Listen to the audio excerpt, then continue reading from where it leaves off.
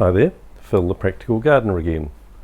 This topic is part of my playlist 15, which is about how to choose decorative or ornamental plants for your garden.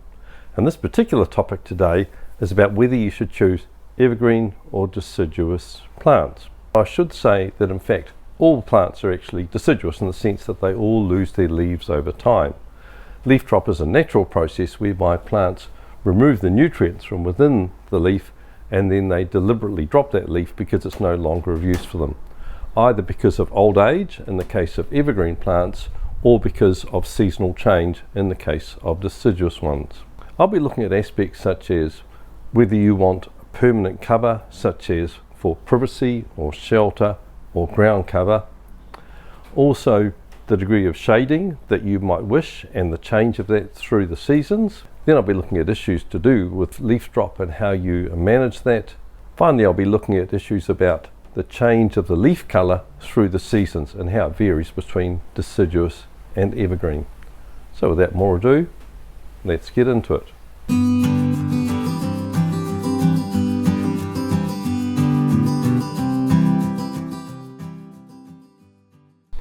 So first of all, I'm going to discuss the issues about having permanent cover. Evergreen shrubs such as camellia or rhododendron are useful in ensuring privacy and shelter year round, and they can be very useful for having either a privacy screen or shelter right around your property. Also, evergreen herbaceous perennials such as Helleborus or Begonia maintain a cover over the soil and retain an attractive appearance for the garden through winter, and also a cover over the soil which can be beneficial. Next we'll consider shading. You don't particularly want heavy shade through the winter, so if you have patio or playground trees which you're using for shading for your property, you might actually wish the sun to come through during the winter so you actually maximize the warmth and the sunlight that you receive. On the other hand, of course, through the summer you might be wishing to have the maximum degree of shade. My patio plant, which you might be able to see in the distance over there, is a jacaranda, and it is actually weakly deciduous. It actually holds its leaves weakly through the winter, and then in early spring, which is when I am now, it will actually lose its leaves shortly and then it will develop the new ones. So I do suggest that for those situations, if it's an outdoor living area such as a patio or a barbecue area, that you have a deciduous tree which will provide shade in summer and allow maximum sunlight through the winter. Examples are flowering cherry or prunus, crabapple or malus, silk tree, albizia, and honey locust or gladitsia. Next we'll discuss leaf drop, which I know is something that plagues a lot of people because they find it quite frustrating. Deciduous trees actually drop their leaves over quite a short period in the autumn, and that can actually be quite beneficial.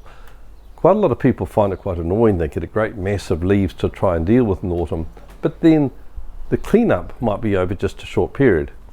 Now, an evergreen tree or shrub will drop its leaves over quite a long period, quite often when the plant is particularly stressed, such as a dry period or when there's a lot of wind or a particularly cold time.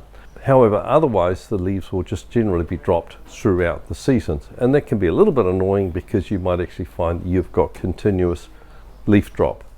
With deciduous ones, you do only get it one time. On the other hand, of course, you get a greater degree of leaf drop. Finally, I'll discuss issues to do with the change in the leaf colour. And of course, a lot of deciduous trees have got really gorgeous colours through the autumn period, particularly in areas that have a cool, dry autumn.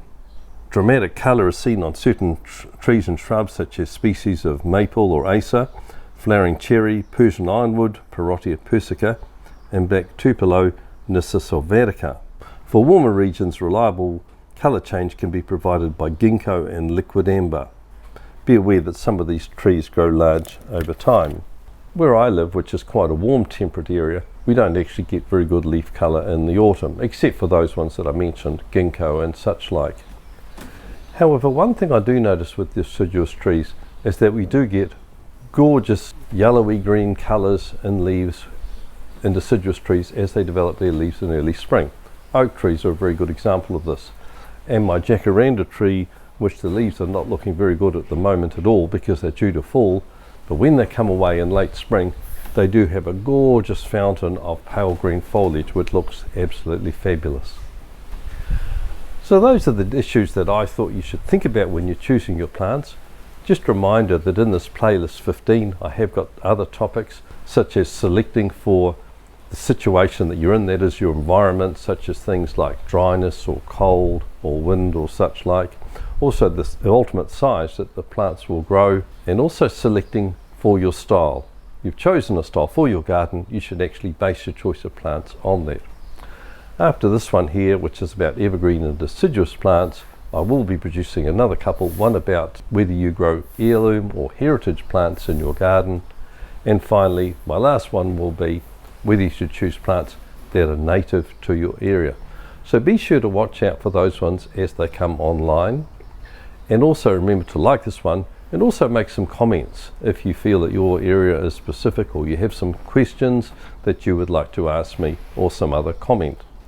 And of course, share this with others if you think that they would benefit. And finally, as always, thank you very much for watching this through to the end.